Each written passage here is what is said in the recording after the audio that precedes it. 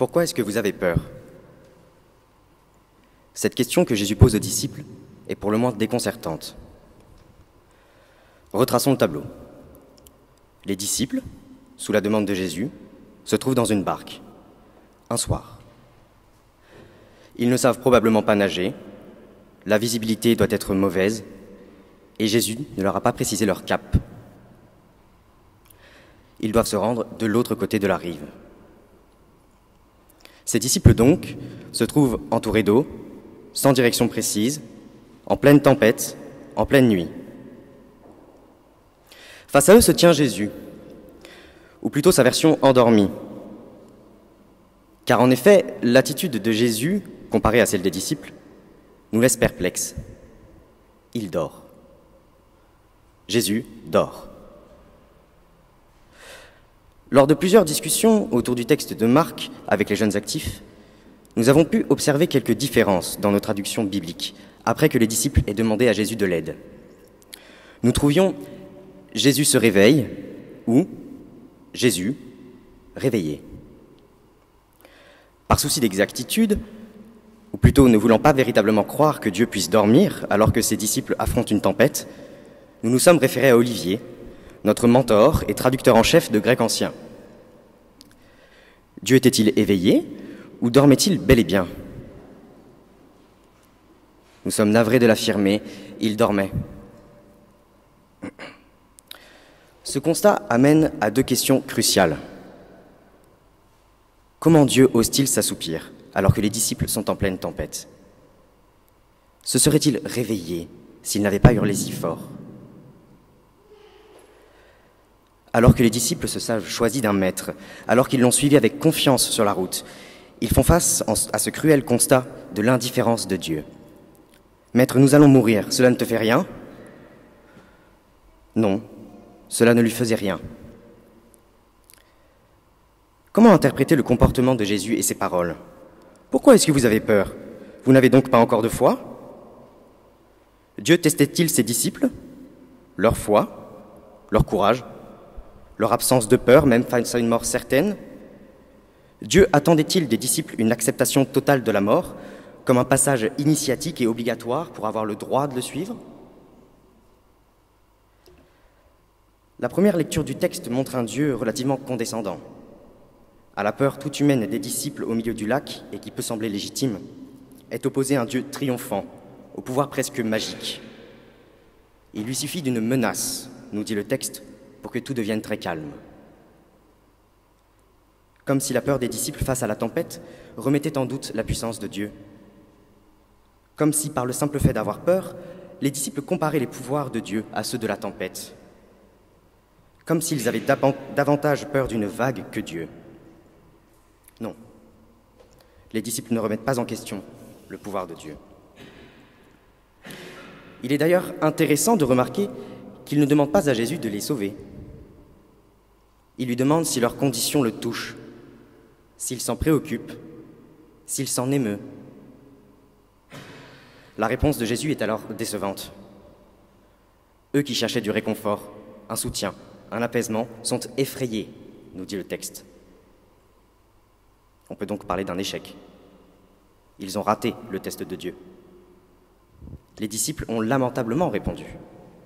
Ils n'ont pas montré de foi face à la tempête, et ils sont effrayés face à la réponse de Jésus. À ce moment de l'évangile de Marc, les disciples ignorent encore la nature divine de leur maître. Alors pourquoi est-ce que Jésus les expose-t-il à ce test? On peut s'interroger sur le déséquilibre des relations de la société présente sur la barque. Les disciples qui s'affairent et tentent de rejoindre l'autre rive, comme leur a indiqué leur maître. Ce même maître qui dort pendant la tempête, qui parvient à calmer les éléments et qui demande aux disciples pourquoi est-ce qu'ils ont peur.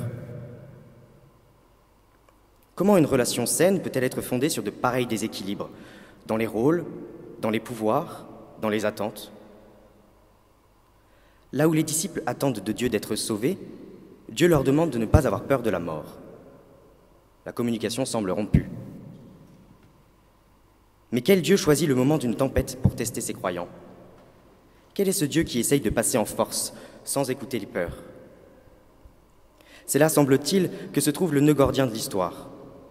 Cette attente des disciples, et avec eux de nous, lecteurs et lectrices, à ce que Dieu agisse de manière complémentaire, avec nous et par rapport à nous.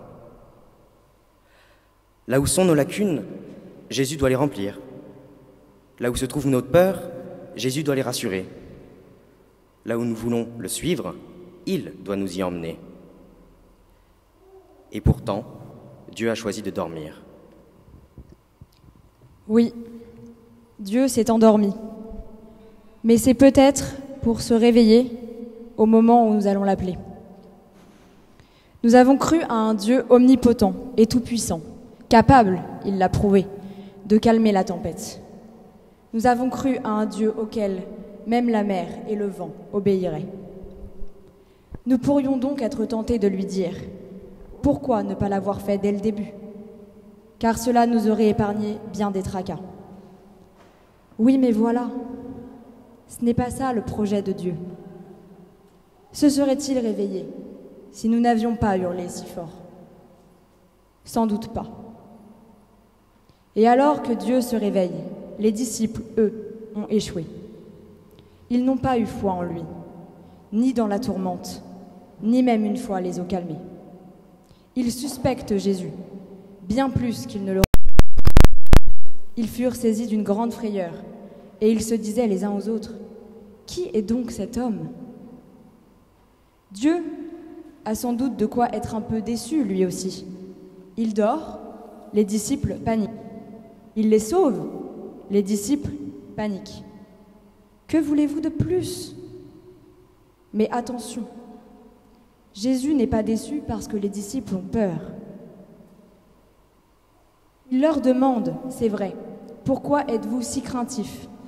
Mais la crainte dans sa bouche n'est pas une cause, c'est la conséquence d'autre chose que Jésus pointe du doigt. Comment se fait-il que vous n'ayez pas de foi? La peur et la foi ne sont pas opposées ici. Ce n'est pas parce qu'on a peur que la foi vacille. La foi vacille, tout bonnement, quand on ne s'en remet pas à Dieu, dans ces moments, précisément, où nous ne sommes pas courageux. La foi n'est pas un sentiment. On n'a pas la foi comme on se sentirait heureux ou triste, fatigué, en forme, ou quelle que soit votre humeur aujourd'hui. Nous avons essayé avec tout l'équipage des jeunes actifs de mettre une définition sur la foi. Nous pouvons peut-être au moins essayer de vous dire ce que selon nous elle n'est pas. Elle n'est pas incompatible avec nos sentiments. Elle n'est pas incompatible avec aucun événement de nos vies, quel qu'il soit.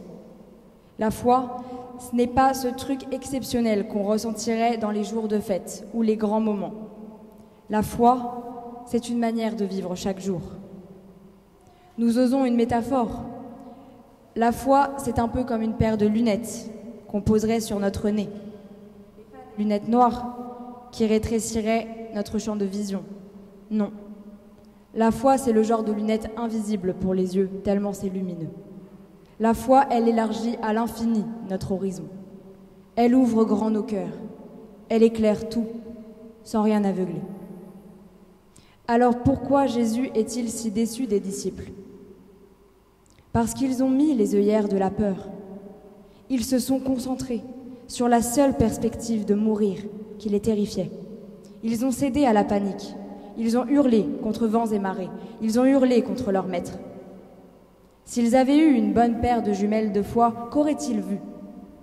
Peut-être une rive. Alors vous pourrez nous dire, oui, mais le lac était grand, il faisait nuit noire, les pauvres, ils ne pouvaient pas savoir. Qu'auraient-ils pu espérer alors? Je maintiens, sûrement une rive. Après tout, Jésus le leur a promis. Il y aura une rive, il les a prévenus. Nous allons passer sur l'autre rive. Dans ce texte, Dieu nous dit, tu peux t'égosiller dans la tempête, mais il n'y a que moi qui puisse la faire taire. Tu as peur, oui, mais ça ne sert à rien. Ce n'est pas le sujet. Tu vas mourir, oui. Dans cette tempête ou dans une autre, c'est une certitude, tu vas mourir un jour.